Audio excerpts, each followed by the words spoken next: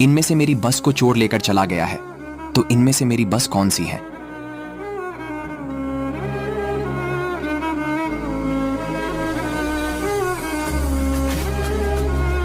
मुझे तो लगता है यही गाड़ी को चोर ले जा रहा है, लेकिन उसे देखने से पहले। बेटा, मुझे देखकर इग्नोर मत करना। इस बार जो भी एग्जाम में पास होना चाहता है मैं पास कर दूंगी, मगर मेरा भी एक काम करना होगा। तुम्हें इस वीडियो को एक लाइक और चैनल को सब्सक्राइब करना होगा और 5 सच्चे मित्र को शेयर करना होगा और मेरे बेटे जाते जाते कमेंट में सरस्वती माँ लिख दो। तो देखा दोस्तों, यही थी ना चोरी की गाड़ी।